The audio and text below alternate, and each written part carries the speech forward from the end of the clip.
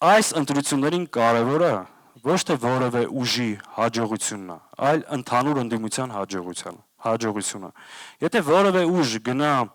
ասենք պայմանական մեր համար ասեմ, եթե մեր այսօրվա 28 падգամավորը դառնա 48, բայց այս իշխանությունը շարունակի մնալ իշխանության, մենք մեր բոլորի արժև դրած խնդիրը կհամարենք չլուծված։ Այսինքն այստեղ ընդհանուր ընդդիմության հաջողությունն է կարևոր, այլ ոչ թե մեկ ուժի շատ ու քիչ ձայն հավաքելու հարց։ Եվ կա երկու կարևոր խնդիր, որ շատ կարևոր է, որպեսզի Հայաստանի Հանրապետության յուրաքանչյուր քաղաքացի հասկանա ստեղծված իրավիճակը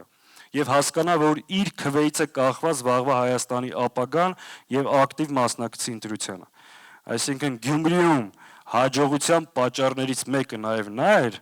որ իշխանության բոլոր հաշվարկները ձախողեցին եւ ընտրություններին մասնակցեց իրենց նախատեսածից ավել քանակությամբ մարդ։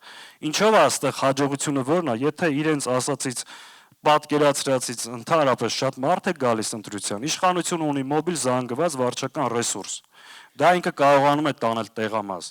Իսկ երբ որ այս իշխանության դեմ մարդիկ չեն հավատում, որ իրենց քվեով հնարավոր է իրավիճակ փոխվի եւ չեն գնում ընտրության, ստացվում է, որ իշխանության փոքրամասնությունը լինում է մեծամասնություն։ Հետևաբար առաջի խնդիրը կարևոր է բարձր մասնակցություն եւ երկրորդը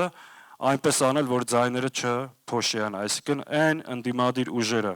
ովքեր հնարավորություն չունեն շեմը հաղթահարելու, կամ պետք է միանան մեծ բլոկների,